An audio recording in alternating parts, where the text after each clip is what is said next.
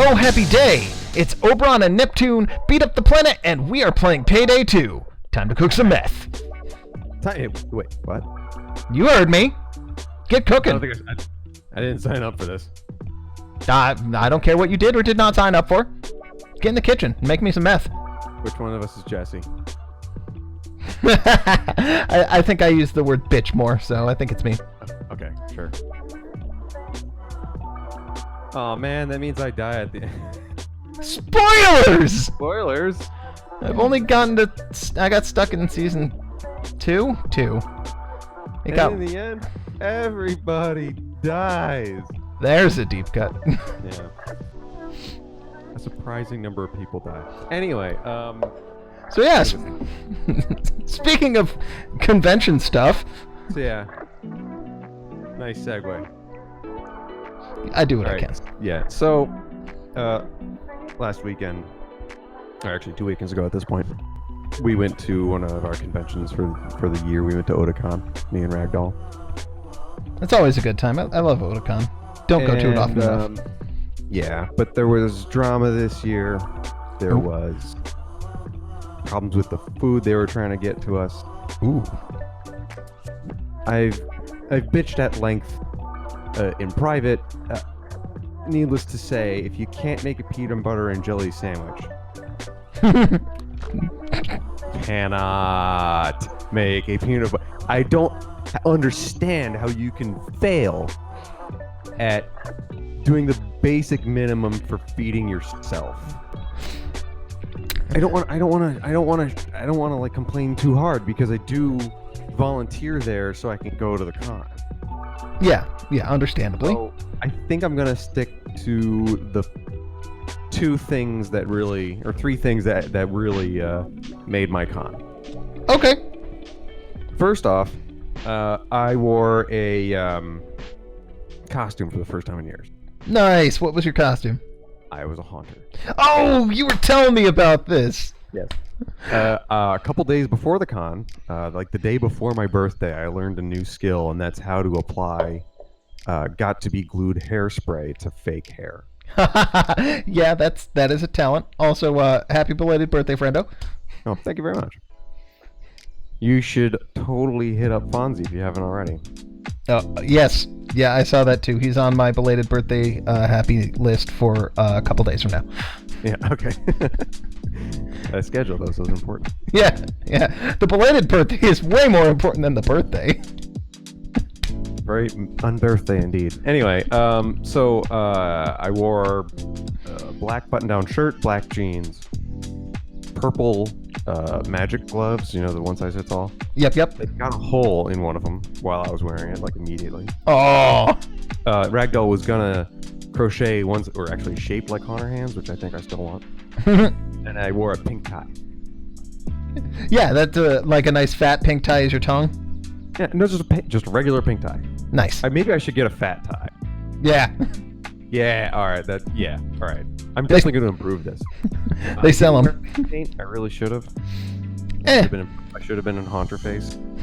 That might not read so great. It's purple, guys. It's gonna be. I'm gonna make it lighter than the hair. Purple. Light purple. So how was the reactions? I got 0 reactions. I walked in to run karaoke, and the people that knew me they said 2 things. One of the people she looked at me and said, "I get it." Perfect. Excellent. And then the new guy, who's someone else's boyfriend, he asked me, he's like, "You didn't do face paint?" I'm like, "I was thinking about it. I didn't work up the courage to do it." But looking in the mirror, I could see why no one looked, because I'm just a dude in a wig. I could be palette swapped ace attorney. Just carry around an objection sign. Yeah. Do it in purple, see if I trigger any nerds. It'll say sustained. You're just player 2 from Marvel vs. Capcom 3. Yeah. I'm legal Luigi. But what made my day there was the Ragdoll's costume. Okay. She was enthusiastically recognized by a few other Poke fangirls because a couple of times they're like, "Oh, your Grookey is so cute." She looked really good. We got a picture of it. I'll show you. Cool. That's a strong typing, a grass and a ghost type. Yeah. Could do a lot with that team. Oh yeah, it's great. You got coverage. We want to. I'm trying to think of the Japanese word for it now. There's a word for cosplaying in regular clothes to imply something else, which is kind of what we did. Oh yeah. I think it's like Genkaiji or something like that, but that's probably wrong. I mean, that's a great concept. I'm all about it. And I want to get more people to dress up as Pokemon like that. So that was on Saturday. On Friday, first off, I hope they never hear this, but I have nicknames for some of our regulars. Okay. For those of you who don't know, what we do is we volunteer to run a version of karaoke.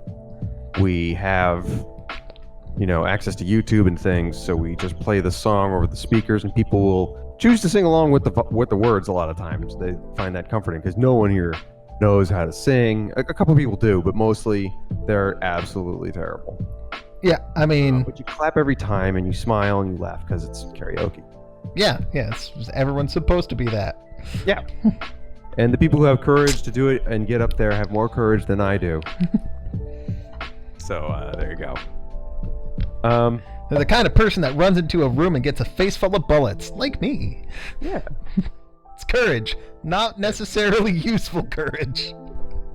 If it works, it's courage, right? Yeah. So, I call one guy.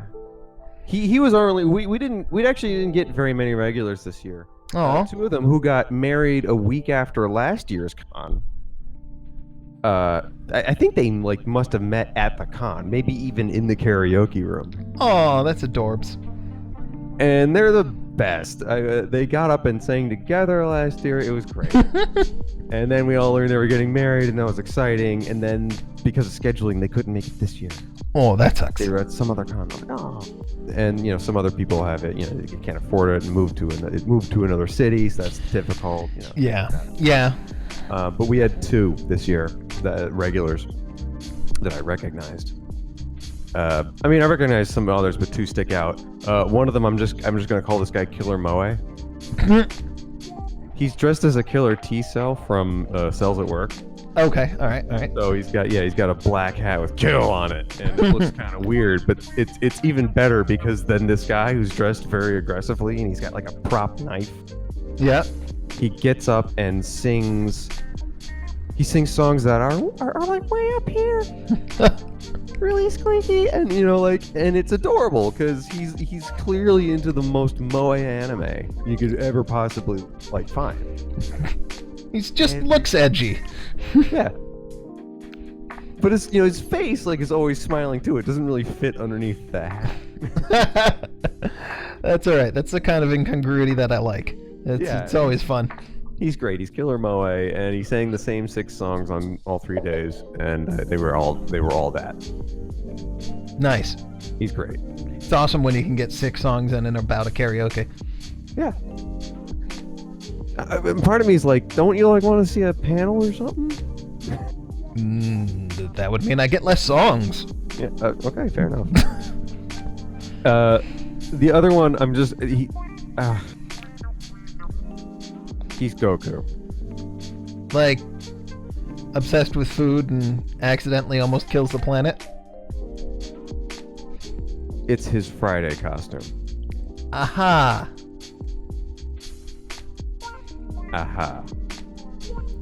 Like, take on me levels of aha. Oh, yeah, I want to slam myself against the walls every time I see this guy. I honestly hope he never hears this, because I'm going to say the meanest things about this guy, because we all get the creepiest body language off of him. Oof. Imagine John Cena didn't have such a great career and just got hit in the head a lot. Oh. And then lost a lot of weight. Now I feel bad for him. Yeah, no, he's like a big. He would have been a broy guy if he wasn't. I don't want to like marginalize people on the spectrum, but man, Yeah. this guy's a little checked out, but not too much. All right. He got this girlfriend with him. They're clearly like together for some reason. I don't even know why, really, because they don't interact that way. They don't even interact. They're together. Well, that might be why. That might be what they're both looking for. I don't know, but like, no, but like then someone else at the table like saw them like touch, or like him touch her, Yeah. and it was just weird. All right. But this guy is like, I can forgive all of that because we're all a little weird. Yeah. I'm not too proud to admit that like everyone that goes there is got the same kind of problems in their lives. Yeah. It's a very homogenous group, and I feel very much at home with these people. So to marginalize any one of them would be like, you know, like two big middle fingers to the people who actually go there. Yeah. That's the whole point of karaoke. No one's perfect. Nobody's perfect. That's why we're up there singing karaoke. But this guy hits the uncanny valley with me. Oh. Oh man. Like the trailer for Cats Uncanny Valley, or That I never saw Cats the play, so like it's okay. I'm enjoying the Schadenfreude actually when everyone's like watching the trailer and getting mad. It's like, this is great. Yeah, you don't need to have seen or know anything about the play to know that what is totally fucked about that trailer. Like everything, yeah. Oh. But, to me, it's like watching a AAA title take a faceplant. We're still gonna see it. Ragdoll has an opinion of it. I gotta get her up here. Anyway, he gets up to saying he's like a little in your face, but like in a friendly way, or what he thinks is a friendly way, and Yeah.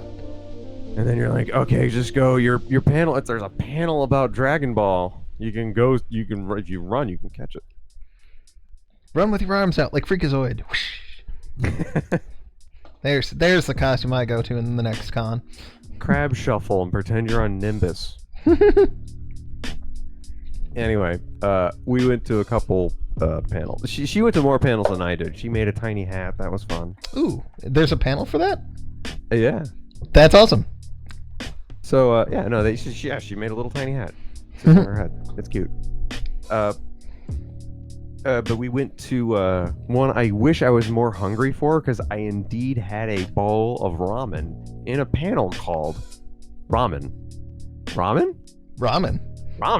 Yeah. That's a good panel. It sets the expectations and follows through. Yep, and it was a detailed. It was a timeline of ramen. Oh. Way more interesting than it had a right to be. It makes me think of the anime cheeseburger panel we went to at Genericon a couple years back. It's just a history of cheeseburgers and anime. Yeah. This was like that, but minus the anime, which made it kind of weird at an anime con. It's a Japanese culture con. Yeah. But yeah, apparently like World War II and a crop failure is partially responsible, because then we like gave them wheat and they're like, the fuck is this? Let's make bread out of it, and they're like, the fuck is bread? They had a hard time with it. They made like buckwheat noodles out of it.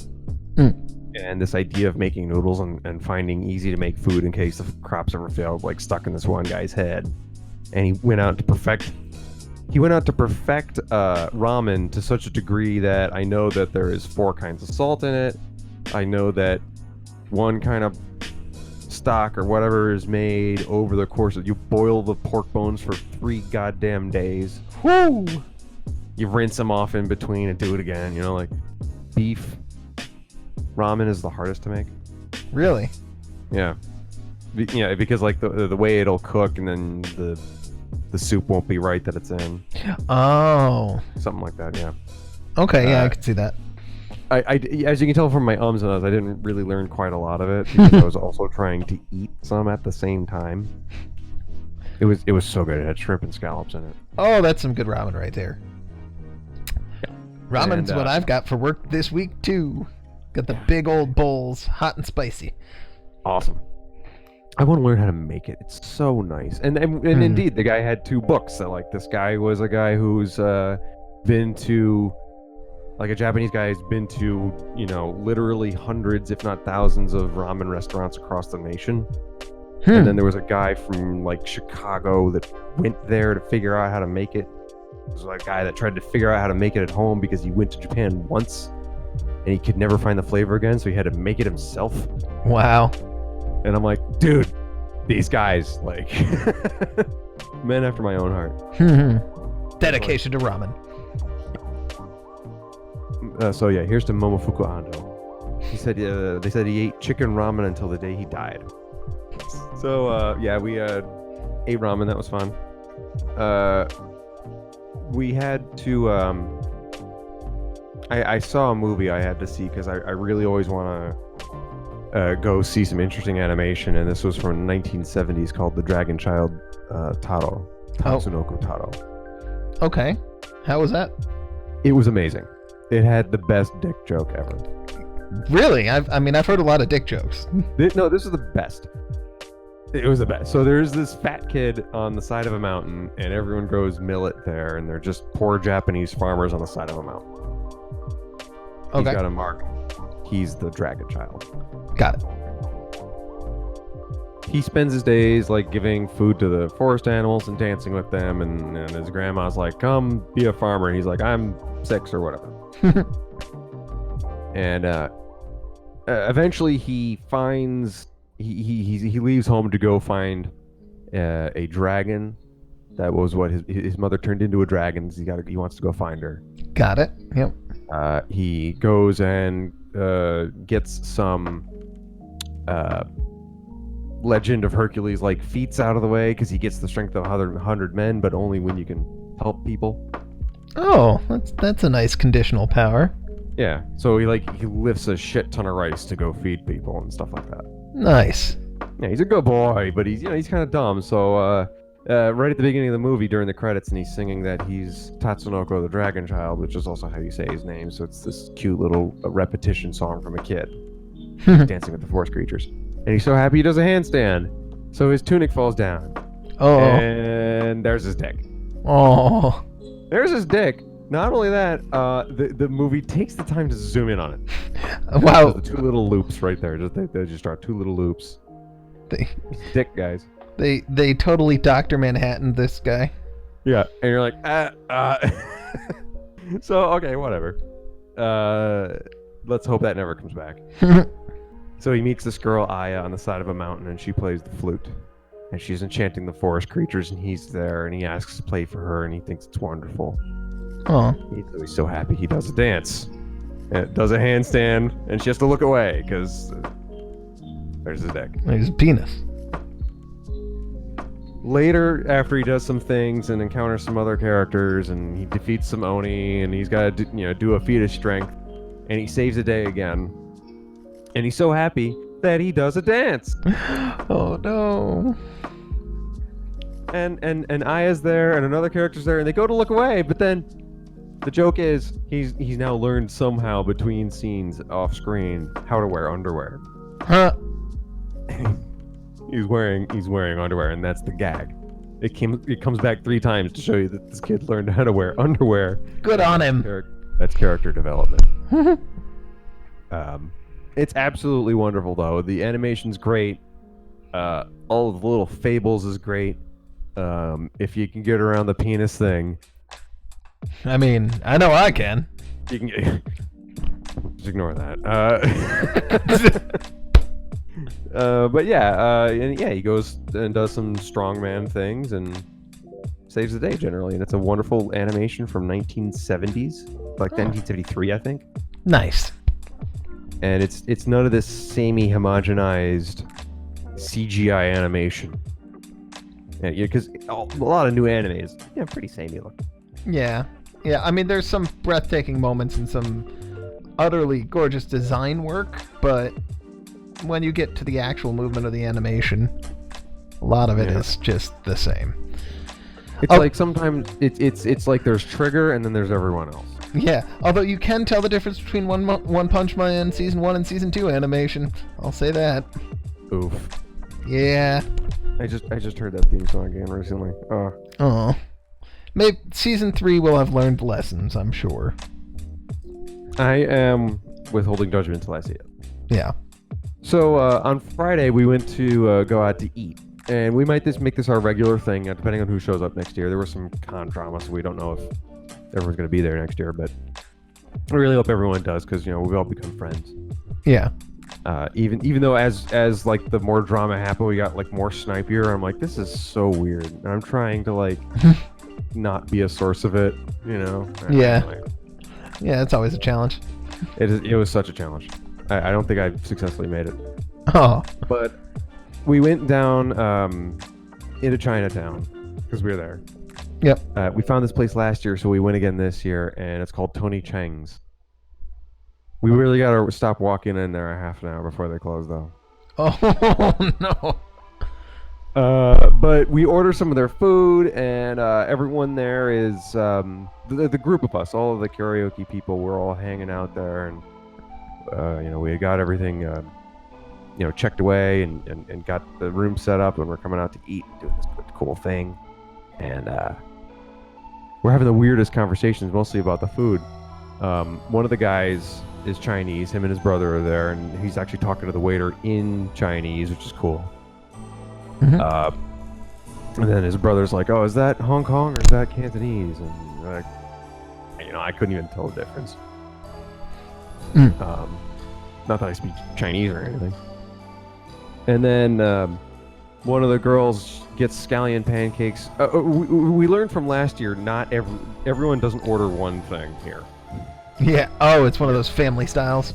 Yeah, you gotta order half as many dishes as there are people. Yeah. We get a variety, and a lot of it's hot, and some of it's good, and some, you know, there's a lot of cool stuff. And when one of them orders scallion pancakes. That's a brave choice. And the same guy who spoke to the waiter in Chinese, he's like, he does have recipes for these, and they're asking, "Oh, you got recipes for this? You got a recipe for this?" And he's like, "Yeah." But usually these boil down to, when you get an old Chinese recipe, you know, salt, flour, add scallions. And then she's like, "No, but the dipping sauce. I think I also need to mention, just for the purposes of the story, that she's Filipino." Okay. Because what he says in response to the dipping sauce is, "That's such a white person thing." I thought about that. I'm like, it is. And it really is. And it's such a, like, dipping sauce? The fuck? As opposed, really is like a European kind of thing. Well, we she like. didn't care. She wants the dipping sauce for the scallion pancake. Yeah, we like to dip. What's wrong with dipping? With, like, the derision in his voice is very entertaining. He's like, "Oh, come on." They were saying how so much that guy and his girlfriend, how they spoil their kid because like we said, he knows how to make Chinese food, so he makes it as well as he can, right? Which is pretty good. It's better than you'd get in a restaurant, at least to believe in him, right? Yep. And his girlfriend is actually a baker. Ooh. So they're spoiling this kid on good food. Yeah, that'll do it. So much so that he didn't seem to want the dumplings at the restaurant. It's like, I get better at home. Well, it sounds like you had a delightful time. Oh, yeah.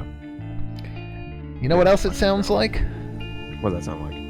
Next time on Oberon and Neptune Beat Up the Planet, we'll have a weekend dungeon for you.